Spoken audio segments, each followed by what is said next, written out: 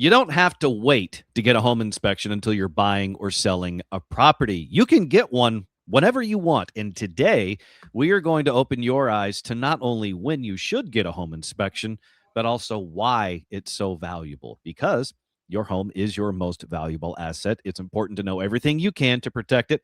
I'm your host, Dan O'Malley, along with your home expert and owner-operator of Cook DFW Roofing and Restoration, Daniel Cook. And together, we are going to know your home. Daniel, home inspections, are they fun or are they scary? Regardless if you think they're fun or scary, you need them more than people think they do. I've seen so many of my clients get burnt on a property they either bought or even a brand new home after the warranty period was over. And so very, very important, and definitely need to know why you need them. So let's do that right now. We want you to know the advantages of home inspections from an expert. So let's talk to professional home inspector Jim Henderson. Jim, thank you for being here on Know Your Home. We appreciate it. Thank you for having us today. We appreciate you.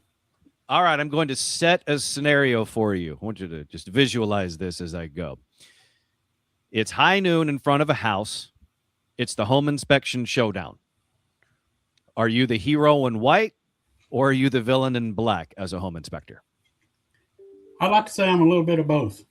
Ooh, that's a good answer. Yeah. Well, what I do is whenever you do a home inspection, what you're doing is, like you said, it's going to be one of the largest investments that a person's ever going to have in their life. Don't take for an advantage just because the builder says it's a brand new house. The builder says, I've had all the city inspectors, this inspection, that inspection. Don't take all that. There's been many, many times that I've gone into a brand new home that has passed every city inspection, 4 or 5 of the builder's quality inspections, and I go in and find items like gas vents that are disconnected, water lines that are reversed, electrical plugs that do not work, windows that do not open. And so I try to tell my clients that when you're doing a home, go in with your eyes wide open. You want to go in and have me look at it because there's too many people that go in with what we call tunnel vision. Mm-hmm. They love to see the backyard or they love to see the kitchen. It's just a really nice spot that they like. And, then all of a sudden they don't see the problems that are hiding. That's what we get to do is we get to go in and look at them because we're trained to find things or look at things that most people do not. So a lot of times people like my inspections, sometimes they don't, but I sleep very well at night knowing that I gave them a very good inspection and they can go in with open eyes and do a good decision on their house buy. Is the shiny object syndrome when it comes to buying a house, is it worse with a brand new home because it is shiny and new versus an older pre-existing home? And so, buyers look at it and think it's brand new. It must not have any problems yet. So is that sort of a tougher nut for you to crack as far as buyers are concerned and from the home inspection side?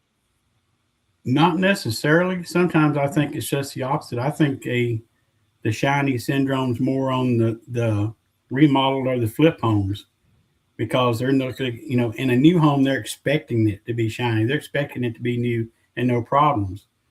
People think that when you buy a pre-existing home that's been remodeled, they're going to bring it up to where it needs to be. That's not the case. Mm-hmm. A home depends on how far it has to be remodeled if they have to bring it up to certain codes. You can go up to a certain area and then they don't have to bring it to today's code.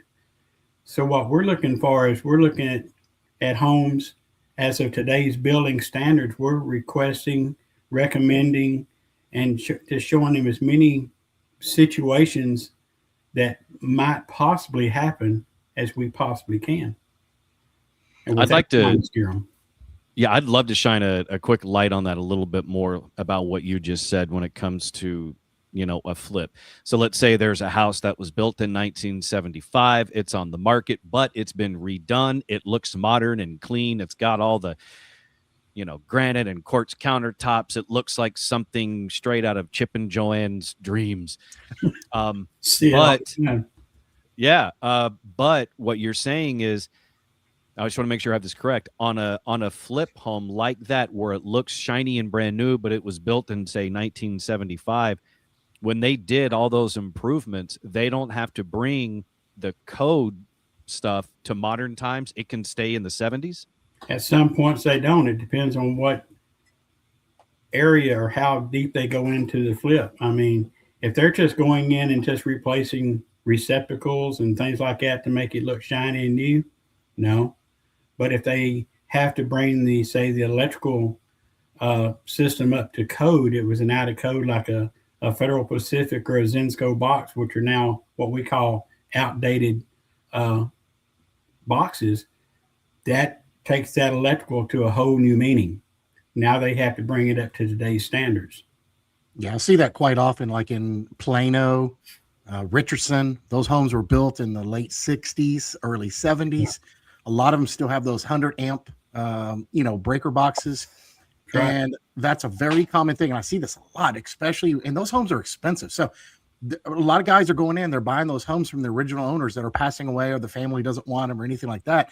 And we call it a lipstick on a pig situation. Mm-hmm. Those homes are still original. So they go in there and they drop 50 grand on all the beautiful, beautiful things, right? Like you just said, Dan, they get the kitchens all nice. They put, new cabinets and countertops and new flooring, and they paint the whole house. Sometimes they'll take the popcorn and remove it. They'll put new, face plates on all the switches and the plugs and stuff like that, but they still got all that old wiring, and they still got all those old boxes, and and they don't have to legally change it out because they didn't have to. It's still working, right? So it's not like they have to replace all that. And as long as Daniel says, also, like on the electrical in those model homes, we're looking for GFCI, which is ground fault circuit interruption, or AFCIs. And there's so many times I'll go into these homes and you'll see the GFCI plug where it needs to be, but then you go to test it and it's not wired. It could be a 2-wire system. So what they've just gone in and changed the plug to make it visually look right and hope they're going to fool you. Or, and I'm sure Daniel's caught this, they have what's called bootlegging. Mm-hmm. They can take that plug and run the common over to the back side and make it look like it's grounded, but it's not. It's called bootlegged. And so they got to be real careful with it, because just like Daniel just said, it's the lipstick on the pig syndrome, and it fools a lot of people. So then what would you say is the purpose? What is the true purpose of a home inspection? I tell my people I'm not going in for cosmetics or issues like that. I go in and look for structural integrity and functionality of the home. I want that home to be safe for my client when they move in. They may not like what I tell them, but I'm going to give them my recommendations, my opinions to have that home safe for them and their family, either, changing out certain electrical, changing out plumbing or whatever, but I want them to be safe. That is my biggest thing. I'm trying to remember this in the number of inspections that I've been a part of in my life, both on a buying and a selling side. Are you the bad guy? Or I sort of asked it before, are you the bad guy, the good guy? But do you make recommendations to the homeowner, or you just say, here's the report, you do with this what you will? I make recommendations. I'm not saying it's going to, who to go out and do it, who they should get. I'm just saying, as of today's building standards, this home does not meet standards, and I recommend you have a professional in this area to look at it. Point in case, just a couple weeks ago, I did a home for a couple. They loved the home. The home had been fairly well flipped. And when I'm going through the report, I tell them that their roof is bad. They said, no, it's got a new roof. I said, no, it doesn't. Oh, yeah, right here in the report it does. New roof. I said, I'll tell you what. And I gave them Daniel's number. I said, call Daniel out, have him look at it. I said, if this roof is good, I'll give you your money back. They called him back out. Daniel looked at it and said, this roof ain't no good. They had put a new roof on the shed, not on the house. So people see this and they get tied around. again, it's that lipstick on a pig, shiny nickel syndrome. They see what they like and they don't see anything else. And that's where we have to come in. You know, a lot of agents think we're bad guys. We're called deal breakers. You know, I'm not the deal breaker. The house tells me what the house, I'm telling you what the house is showing me that you may not see. That's all I'm doing. You may be the most impartial party in a real estate transaction as a home inspector. We are supposed to be. We should I have, see. I should have no tie in with anybody else. I'm giving recommendations to other professionals. I mean, I tell everybody that as a home inspector, yes, we know a lot of things. We know a lot of code. We know a lot of situations, but we're not a specialist in every field. So I tell them, I said, you know, think of me as your general practitioner doctor. You go in there and you're sick and you're not feeling good, and hey, you know, I'm hurting right here in my heart. I'm going to send you to a specialist. That's what his job is. I'm not a specialist on roofs. I can't, you know, say how much time's left on it, or, you know, when it was put in, or how all that. That's not trained that. That's where Daniel comes in. Or if I have to put out an electrical panel, that's where I call in an electrician. I'm just giving them my professional recommendation to go to the right people to get a safe home. Are home inspections a requirement in Texas when No. when real estate is sold? No, sir. They're not. I call it a peace of mind. I would highly recommend one, just because, like what Daniel says, you know, people, they don't see everything. They see a certain part of the house they love, and they don't see the other part. Yeah. There's a lot of builders now that are trying to keep home inspectors out. They're making our opportunity to get in there harder and harder. State of Texas requires us to carry a certain amount of E&O insurance, which is around $150,000. Now, some of these companies are requiring $1.5 million. A lot of them are not allowing us to walk on the roofs anymore, which Trek recommends that we do. They won't let us do that. I turned down a job just yesterday or last night because the company sent me a form, says that I could not walk on the roof. I could not open up electrical panels. I could not do that, and 4 or 5 things. And I called my client and I said, I can't do this. It's in direct violation with my Trek training. I can't do my job. So, And for those that don't know, TREC is the Texas Real Estate Commission, and that's where you get your license as a home inspector, right? Yes, sir, through Texas Real Estate. I saw a lot of that during COVID. And real quick, I'm sorry, Daniel. And real quick, Texas Real Estate doesn't mess around. It's very, very, very anal. we have SOP, standard operation procedures, and there is many disputes going on in Austin right now that people go after inspectors, and you know, inspectors are getting fined, they're losing their license. So we're held under a very strict guideline of what we can and cannot do. So, and if I can't do my job, I truthfully can't do it. Yeah. So 2 things there in that conversation. So during COVID, a couple of years ago, I was seeing homes bought, no inspection. They were purposely writing out in their contract, we're not going to inspect the home. Mm-hmm. So it gave the seller a lot more security of knowing the transaction is going through, right?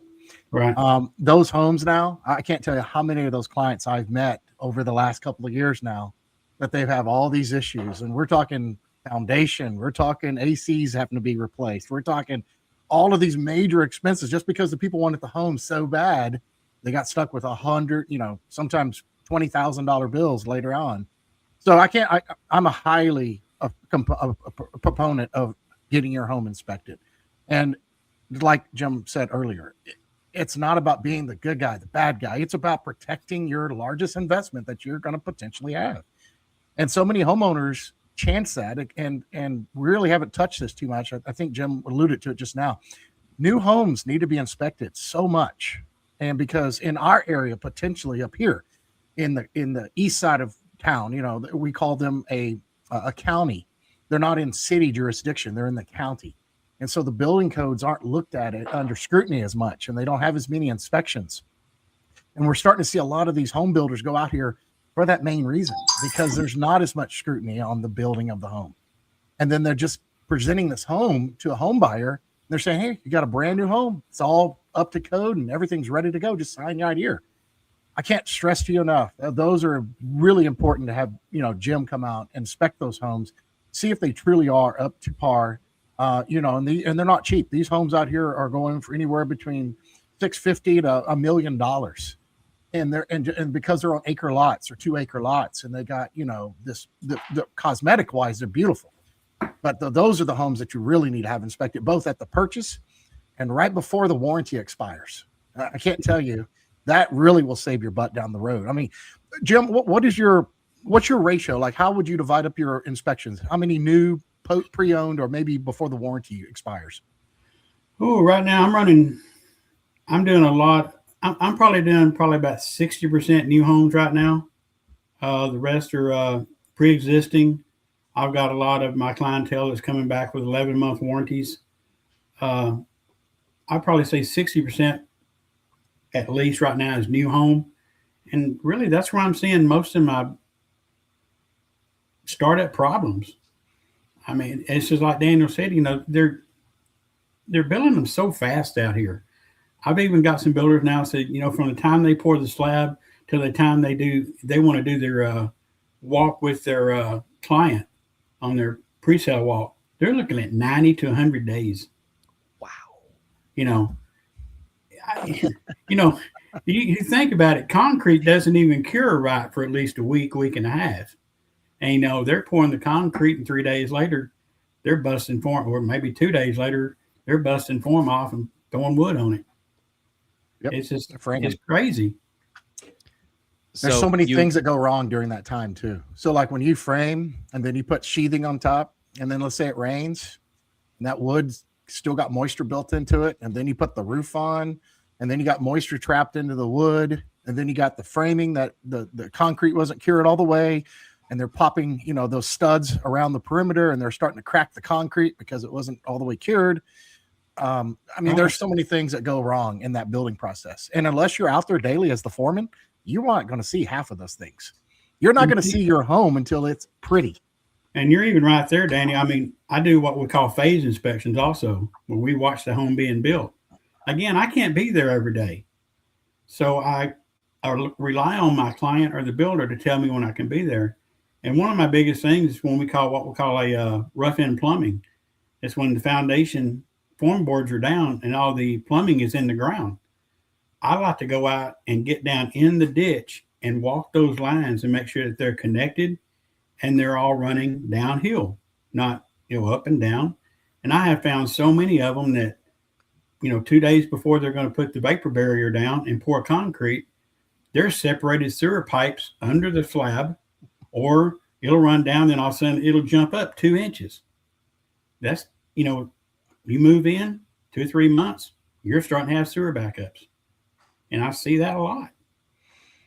But again, a lot of builders, and they're not all of them. There's many of them that work very well with us, but there's some that they're going to say, there are even some of them right now that said, we can only let you have one inspection throughout. They can pick whichever one they want, but they can only have one. So it's crazy. As a potential home buyer, I've decided I want new build, new construction. I want all the pretty things, but I want to be smart about it because maybe I've listened to or watched this episode of Know Your Home. So when I go to some place that I've had my eye on, I'm like, yeah, I really like what they're doing at this subdivision. I want to build a house in here. It sounds to me like it would be better to start a new build process from scratch as opposed to saying, I'll take that one that's a month away from being done. So that way I could have you, Jim, go through that, as you said, that phase inspection process to check on the build as it's progressing. So that way I don't have a surprise down the line. 100%. See, I didn't even know that was a thing until you said it. So thank you. Yes. And also doing the phase inspections, hiring a qualified inspector, do your homework. You don't just do your homework on your inspector. You want to look at your inspector, look at his reviews, look at his background, all that. Also review your builder. look at everything there, do your homework, get a phase inspection, and then even as your home is being built, you as the homeowner visit that as many times as you can. Become aware of your house, looking at where the piping is in the walls, things like that, taking pictures throughout it. You will also be catching some things there that I may not catch between my inspections. So between what you're looking at and I'm looking at, you're getting a lot better house and you're feeling a lot better with it. Jumbo, that was an excellent thing you said right there. And I'm glad you said it because I actually forgot to talk about that. If you have the luxury of building your home from scratch and you are able to go out there and visit it twice a week, I would say twice a week at the minimum, because just like we just alluded to, they're building these homes in 100 days. If you go out there once a month, you're going to miss so much. So twice a week at minimum, maybe once on the weekend at least, and then probably once during the week, take pictures. And when I say take pictures, I'm not talking like a pretty picture of the front. I'm talking take pictures of all the sides. Everything. If you can walk inside, take a picture of all the rooms, and you need to create a catalog and keep it, because I just had this happen to a client. They had a home, had a water leak. The builder was telling them per the blueprints, they didn't have a pipe in a wall. They go back and they look at their catalog, and sure enough, there's a pipe running through this wall, and that's where the water was coming out below the baseboard. And the reason why is because when they put the baseboard on, they hit the pipe because it didn't have a protective liner or a flashing on it. And so when they pin nailed the baseboard, it caused a pinhole leak in this pipe that was leaking since the pipe was there and since the pinhole got made. And we're talking like a year and a half. This leak had been there, and they didn't notice it because the carpet had been soaking it up until one day the lady had gone in there to raise the windows because she wanted to air the house out because it was a beautiful day. And she steps on the carpet barefooted, and there's water right there. And she's like, what the heck? She thought maybe the window was leaking. That's how I got called out to it. They thought they had a window leak. No, your window's not leaking. It's sealed. There's no form. There's nothing here. I said, you probably got your wall that's leaking. And because they had done a good job when they built their home, they had all these pictures, they were able to go back and see the pipe. And that's exactly why you want to do that. But not everybody has the luxury of taking all these pictures. But I'm saying, if you got the opportunity, you're building your home from scratch, I cannot stress you and urge you enough. Take pictures of all the rooms, all the framing, all the way that going through. You might have 5,000 pictures at the end of that, but it'll be worth it. So absolutely, that's a great topic. Great tip right there. I 100% agree. Yeah, I can't stress that enough. So that's how I do phase. I take pictures of where nailing plates are at, where the water electricity is going through the walls, the ceilings, each room. I try to document that for my people. And look, don't feel weird about it.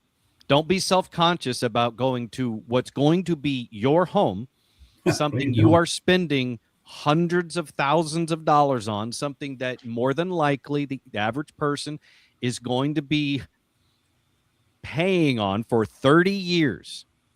Yeah. Don't feel self-conscious about visiting that build site and taking photos like a crazy person. Be the crazy person. This is one of those times, let your crazy flag fly. Take all those photos, do the scrapbook like Daniel and Jim are saying, because it may save your butt in the long run.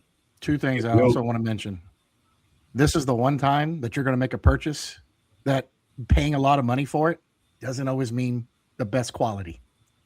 And when I say that, I'm not saying that because you bought a $900,000 home, it's not going to be a wonderful home. I'm saying that everybody that touches that home may not have the same level of desire of making it the very best they can because they're stressed out. They're trying to get through this job. And so sometimes a $900,000 home will have hiccups in it. And that's why it's important that just because you bought a really expensive home doesn't mean that everybody that touches it have that same level of integrity that they're going to make the very best home they can. Now, on the flip side, if you buy a $300,000 home from a lower end builder, it doesn't mean that's going to be a piece of crap home. It also means that they have certain codes and stuff they have to stand up to also. But I see that a lot of times where I'll talk to a client and they'll say, hey, we just built this home. It cost me 1.1 3 years ago. I can't believe this is happening. And I'm like, well, it doesn't always mean that that's going to be the very best quality either. It just means that the builders, they're going to do all these fancy things to it and they're going to charge you a lot. Yeah, that, and the other that's thing to keep in mind, like that, is like you're saying, as a buyer, you're like, oh, I just spent $1.3 million on this house, but I've got all these problems going on the walls. Exactly, because the bulk of the money you spent on that house was on the cosmetic stuff. It was on the upgraded countertops, the upgraded cabinets, the 15 head shower sauna system you have Yeah. somewhere, and so because all that money's in that, they can still cut corners on the stuff that you didn't and can't see. yeah, You know, absolutely. one last thing. There's a friend of mine. He's also an inspector out of Louisville. He was a chairman of the inspectors committee out of Austin, and he helped write the latest rules for inspectors. And he was one of my mentors when I started. And one of the best things he ever said, and there's two things as inspectors that I tell everybody: we're not competitors, we're colleagues. And the second thing is when Mr. Warren always said this, he said on a brand new home, he said, just remember, just because it's new doesn't mean that it's right. Yeah, absolutely. Very One well other said. thing, Jim, I know we got running out of time on this one. I just want to give the clients, the people that are watching this, an idea. And I know that there's no cookie cutter as far as cost.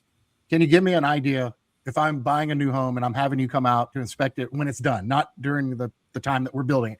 Just say we're fortunate enough to have you come out before we sign the dotted line. What's a ballpark of that kind of inspection going to cost? It's going to run. We do all ours by square footage. So we're running the square footage of the home. You're going to see square footage prices run all over the board. A professional inspection right now is running anywhere between 22 to 25 cents a foot. Okay. That's just for the home inspection. And a lot of guys now are throwing ancillaries on. If you want to do a sewer cam, that's different. A lot of them are even throwing in irrigation is an add-on. Roofing inspections an add-on. I don't do that. Mine's around 22, 23 cents a foot on a normal. Depends on how far I have to go, size of the home. And I do the full inspection. I add in the irrigation. Now, if it was a pool and things like that, it's going to go up. But that's kind of a ballpark. But Okay. you're going to get them from 10 cents a foot to, who knows who. Just be careful. Do your due diligence when you look at your inspection. Yeah, and that makes total sense. And every episode we talk to, the professional that we've had on, that's been the biggest topic that we leave it with, is that buyer beware. Texas is a capitalist state. They don't have a lot of sanctions on who you use to do your work around your home, whether it's an inspection or whether it's trades. You need to be aware that just because you're licensed as an electrician, that doesn't mean you're the best electrician and a plumber and home inspectors. Unfortunately, like you alluded earlier, you said you had to have EOC, but do you have workers' comp? What if you get hurt while you're doing the inspection? Who's responsible for that?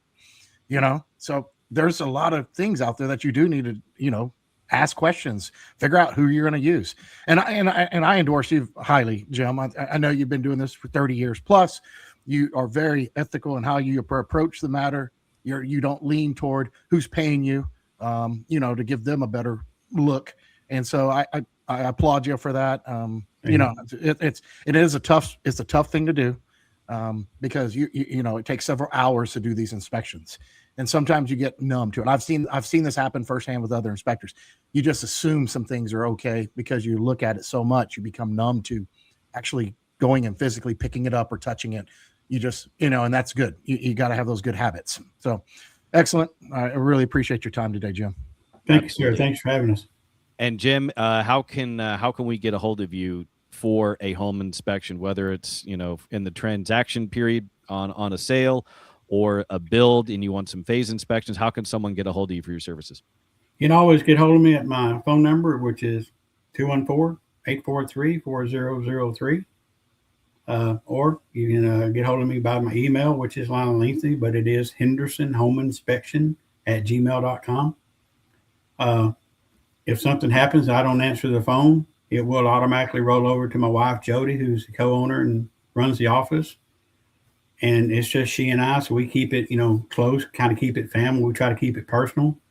My wife was a retired agent and senior mentor trainer for Keller Williams, so she'd been in construction too. So you call us up, you're going to talk to one or two of us, and you're always going to be with one or two of us. We don't pass you off somebody else. We will absolutely make sure we have that information in this show's description and notes for those that will need it and want it. Jim, thank you again for your time today. We appreciate it. Thank you for having us. Thank you, Daniel. Yes, sir. Just outstanding information there from a 30-year home inspection professional in Jim Henderson. Daniel, from your perspective, any last thoughts on home inspections? I can't tell you enough. Just don't take home purchase or any transaction for granted. I know a lot of people, just like we mentioned, it's a new home. It has to be in good shape. I'm not worried about it. I just need to get in this house.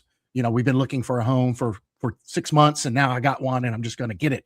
I just can't urge enough. Make sure you take your time, get the home inspected. New homes, pre-owned homes, before your warranty expires. You get busy. You're not looking at it every day like this guy will. It's so important. Just please do yourself a favor. Get it inspected. And this is why we do this show. If you have questions for us about your home, email Daniel at cookdfw.com. Daniel at cookdfw.com, and we'll try to answer it on an upcoming episode. And if you found any of this information valuable, like I did today, I learned some stuff. This is what I love about this show.